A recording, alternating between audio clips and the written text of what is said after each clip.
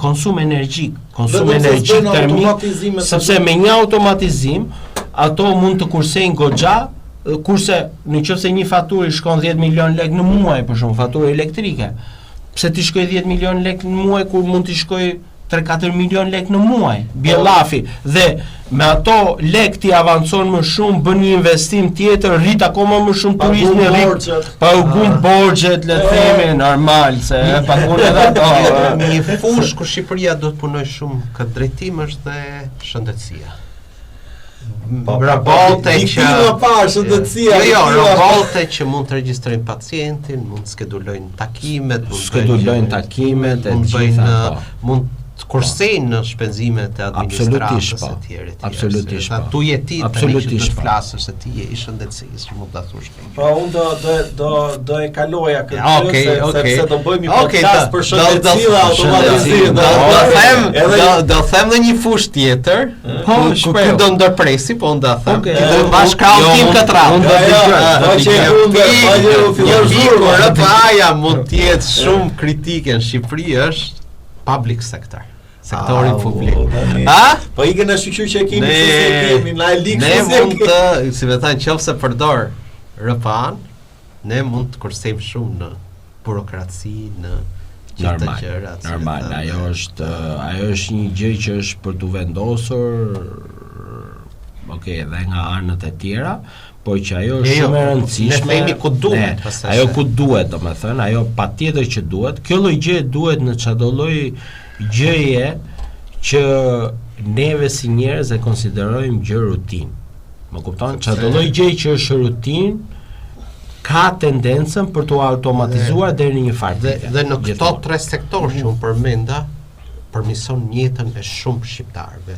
Kurse ka dhe sektor tjerë, po janë ekonomi që nuk kanë impakt shumë në jetën. Absolutisht. Këto treja janë 3 fusha që mund të kenë. Për sa i përket pjesës së shëndetësisë, kjo pjesa e shëndetësisë nuk është vetëm në Shqipëri, po që është super problem, po është edhe në botën jashtë. Në botën jashtë tani duke qenë që shumica e vendeve të zhvilluara është duke u plakur, ka një përqindje shumë të madhe, domethënë tani për shembull Gjermania, Italia, mos përmend Kinën, se Kina ka një bombë të madhe, gjigante.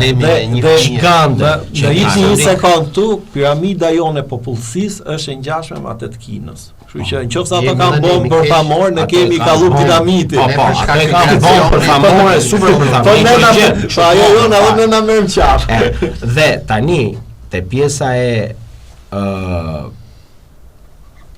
robotëve, le të themi, jo robotic process automation, po pjesa e robotëve, kjo do të zhvillohet dhe duhet të zhvillohet dhe janë duke u përpjekur për ta zhvilluar këtë lloj gjëje, për arsye sepse shpresojmë që në të ardhmen secili nga ne në atë moshë, pas 20-30 vjetësh, normalisht me shkop me kështu, të kemi edhe një shkop robotik që të na ndihmoj, por edhe është shumë e rëndësishme. Do jetë një help fantastikisht shumë. Imagjino ky shkopi se kush e di kalamaj këto na vot edhe muhabet. Edhe ta bëjë i far muhabet, edhe në një kafe ti jep shikoj. Unë do doja që ne për këtë bëjmë pjesë tjetër sepse kjo është vërtet shumë shumë e bukur. Kjo është shumë e bukur, por ajo gjë që du të them vetëm kaq të shëndetësia është që sa herë që ne flasim për breakthrough technologies, kështu që robotic AI, nanotechnologies, apo gjithmonë na vinë në mend këto gjëra shumë super mega galaktike, nanorobotët që na rregullojnë zemrën, apo ku e diun. Njerëzit do të përmirësojnë vetveten por në shëndetësi një pjesë e robotizimit mund të jetë edhe thjesht këto makineri që ndërveprojnë për regjistrimet banale apo për administrative i merr shumë kohë për ato. Pjesa më e thjeshtë që përmendëm fillim. Dhe se ti mendon që unë nuk e kritikoj administratën publike, unë pozitivisht e kritikoj gjithmonë, po kemi sfidë shumë të madhe administrata publike shqiptare, që ne kemi krijuar një sportel të vetëm, dhe mbrapa sportelit në një mënyrë apo një tjetër nuk kemi avancuar dhe ai shumë. Kështu që ajo pjesa e robotizimit dhe AI duhet nifojnë shumë procese të mbrapa, me arsye me një qëllim të vetëm që të kemi sa më pak njerëz që punojnë në administratë, ato njerëz që punojnë të jenë sa më të lumtur ta bëjnë punën e vet. Një çështje që jo vetëm ajo, te pjesa e kësaj problemi jot që ti ke ngrej te ky. Vetëm aty kemi një arsir brenda. Edhe ashtu e njëjta gjë te pjesa e kësaj nga mbrapa, duke qenë që ashtu, këto lloj procese të robotizuara janë edhe perfekte në lidhje me security, cyber security. Patjetër. Sepse një ndër rrisjet më të mëdha e cyber security është elementi njerëzor, sepse ju e dini shumë mirë çka ka ndodhur këtu në Shqipëri, më kupton? Në gjërat që kanë ndodhur dhe kjo është një nga gjërat më të rëndësishme, sepse pa çka se ti e bën atë bllokun atje apo si quhet vendin që është ashtu edhe duhet ta mbrosh sa më mirë. Dhe këto lloj procesesh domethënë automatikisht ti mund të krijosh indicet e duhura që ta mbrosh sa më mirë atë.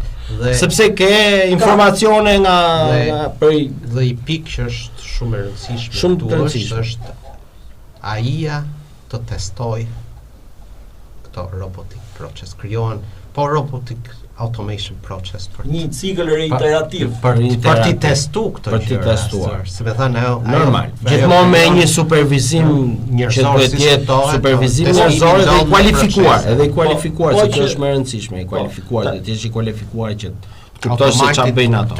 Tani unë do doja këtu edhe që të bëj diferencë shumë të vogël, se ne themi robotizimi, edhe duket sigurisht gjë që këtu në Shqipëri s'ka natë.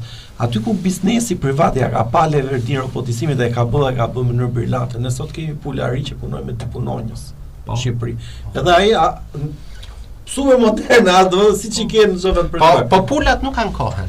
Kështu që atje ku ka interes, atje ku ka buxhet dhe ka dhe pra interes, që shprehet nga funditës klienti, fundor, vullnet nga ai që ka buxhetin dorë dhe kur ai buxhet ekziston, gjërat ndodhen. Shive, ideja kurse në sektorin e turizmit kërkoj fale. Unë mendoj që një ndër arsyet që në sektorin e turizmit kjo gjë s'po ndodh me atë shpejtësinë që duhet të ndodhi, është një barrierë kulturore dhe dy mënyra se si janë të organizuar bizneset, o janë shumë të vogla, o janë nuk vime atë. Këtu e kam unë një diçka. Problemi është që në automatizimin e pularive nuk është që ka dorë në zhvillim vendi. Vjen kështu ajo. Ajo është vjen me çelë sa dorë, si tani ka me çelë sa dorë, fabrika. Nuk ka shku. Kurse ajo e ka. Kurse kjo turizmi. Pra kush është arsye? Këtu duhet jemi ne që ta ndërtojmë. Pra ta them se pika jonë e fortë në sektorin e turizmit është mirëpritja. Ne duhet ndërtojmë sisteme të inteligjencë artificiale, cilat duhet ndërveprojnë në mirëpritjen tonë, në gjërat tonë. Dakor? Ne duhet jemi në gjendje që ai turisti që të vinë në Shqipëri ta ndjejë mirëpritjen tonë. Kjo është pika. Këtu duhet jemi të zot vetë ndërtojmë modelet, ndërtojmë gjëra. Dhe kjo pika A është shumë e rëndësishme edhe te pjesa automatizime në përgjithësi të pularive, po edhe të ato të pularive. Ideja është që edhe investitorët që do bëjnë investimet këtu në Shqipëri duhet të jenë koshient që kjo lloj gjëje, për shembull automatizimi i pularisë, pa çka se i ka ardhur komplet si set. Ai ka paguar një farë shume, që kjo si shumë paraprake për shumicën e investitorëve këtu në Shqipëri mund t'i duket e madhe.